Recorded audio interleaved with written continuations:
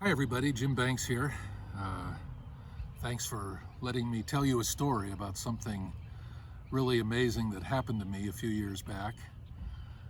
It happened right here at Crown Hill, and it's an amazing story, and I hope it encourages you and gives you some hope in these difficult pandemic times. What happened to me reminds me a little bit of portions of the Psalm, one of the Psalms that has been given to us today. Your love, O Lord, forever will I sing. From age to age my mouth will proclaim your faithfulness. For I am persuaded that your love is established forever. You have set your faithfulness firmly in the heavens. For you are the glory of their strength, and by your favor our might is exalted. Truly, the Lord is our ruler. The Holy One of Israel is our King. So, let me begin by telling you the story of what happened to me here at Crown Hill. Okay. So 2007, the spring of 2007 was not the easiest spring for me. My father passed away on January 31st, and my father-in-law, who lived with my ex-wife and I, he died 1 month later on March 1st. And that was tough. Both of these men were fathers to me, my father and my stepfather. They were good men, good elders in my life. They both lived good and long lives, but losing them both at the same time wasn't easy. And it was a loss, and it was a tough month. About a few weeks after, well, at the time I was training to run the Colfax Marathon, and I was scheduled to do a training run of about 3.5 hours, where I would run, walk, just keep moving for about 3.5 hours. And I would go on the outer path of Crown Hill all the way around the lake, all the way down by Wheatridge High School on 32nd, all the way back around up Kipling and back. Like I say, keep moving for about 3.5 hours or so. And how would I describe it? I needed to do the run, and I needed to get some exercise in at that difficult time, thinking about my dad and my father-in-law. And basically, I just decided to run. I guess almost like Forrest Gump. Sometimes you just have to run, and I didn't want to miss the run. So I started off to the east, and I went all the way around, and that's how the story begins. So I came running around the path all the way around Crown Hill, and I came on 32nd by Wheatridge High School right here, and I'm running down the path, and right about here I see a little roadside memorial. The grass is a little long right now, but there was a little roadside memorial right here. And it had flowers, and it had some trinkets, and in there was a little pink sheep, a stuffed animal that was just kind of there, and it was a little bit dirty. And I was thinking that the sheep looked kind of sad and lonely, and that it needed a home. And it kind of reminded me about how I was feeling at this time of having lost my dad and my stepdad, or my father-in-law. And so it just kind of made me think of that's how I was feeling. So then I decided to keep running, and I kept running around this way, and I went up all the way up to Kipling, and I made a left. But then I thought to myself, you know what? I should have picked up that sheep, because that sheep, kind of being sad and lonely, it did need a home, and it reminded me of how I was feeling. And I kind of kicked myself a little bit, and I thought, oh, I should have picked up that sheep and taken it home and kept it with me. So I decided that when I went all the way around Crown Hill and came back, that I would pick up the sheep at the roadside memorial and take it with me as kind of a symbol of the loss I was feeling. And that's what I intended to do. Okay, so about 25 minutes later, I've made the the full loop of Crown Hill way over on 26th. I'm back on 32nd, and I'm gonna pick up that sheep. So I'm running down here, gonna pick up the sheep. It's sort of a symbol of what I was feeling. And I came to the roadside memorial, and the sheep was gone. It had only been about 25 minutes, half an hour. Everything else was there, but the little pink sheep was gone. And I just felt really sad. It was like, doggone it, I really should have picked up that sheep when I had the chance.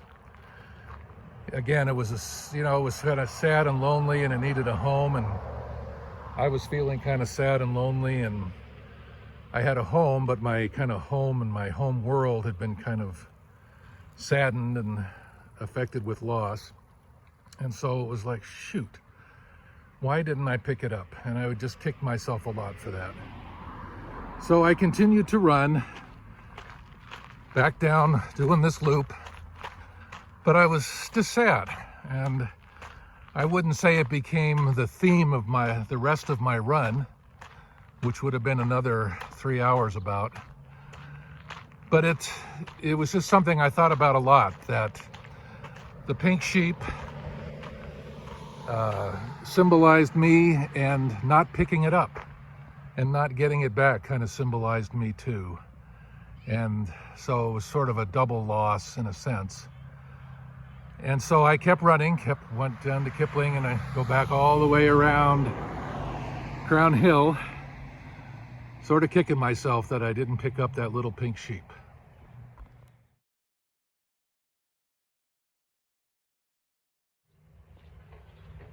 So I'm back here on the 26th side of Crown Hill. About 15 minutes ago, I was over on 32nd running, and the pink sheep wasn't there. And so I was still sad about that. And what do? You just continue the run, and you continue to think about, I continued to think about my dad, my father-in-law, and the pink sheep as I continued to run around the outer rim, the outer path of Crown Hill.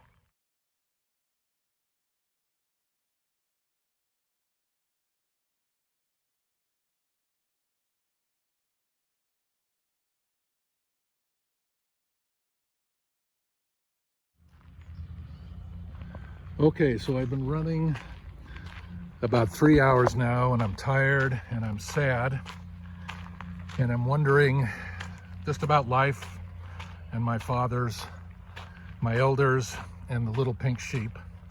And I'm running here along this path, and I see something pink right in the middle of the path. And I think to myself, no, that can't possibly be. And I run up to it, and there it is, the pink sheep. The pink sheep I've been thinking about for 3 hours, right in the middle of the path. So I pick the little guy up, and I start to cry. And I cry for my dad, I cry for my father-in-law, I cry for myself, and I cry for life, and I cry for God, who somehow miraculously brought this sheep a half a mile across the lake from over by Wheatridge High School to here 3 hours later, facing right at me in the middle of the path I was running. It was a miracle, and it was just what I needed at just the right time.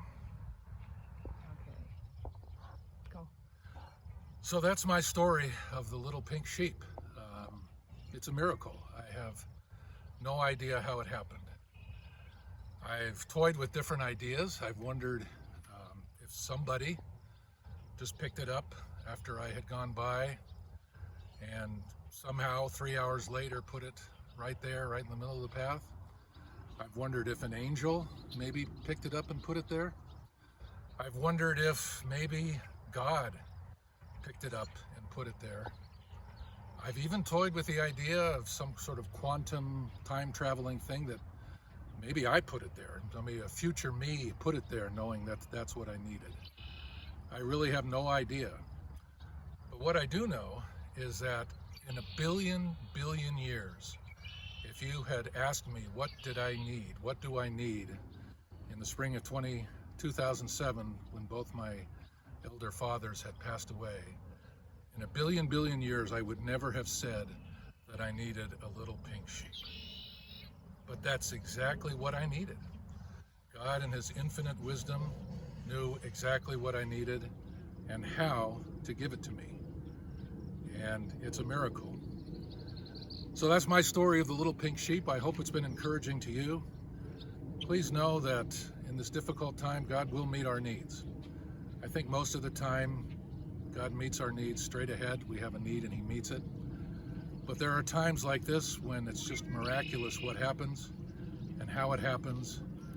And those are the ones we tend to remember, that, wow, even though we have no idea how it happened, sometimes God gives us a very small something, a very small pink sheep, to let us know that he's with us on our journey, and that he'll never leave us. Thanks a lot, and may God bless you in the coming days.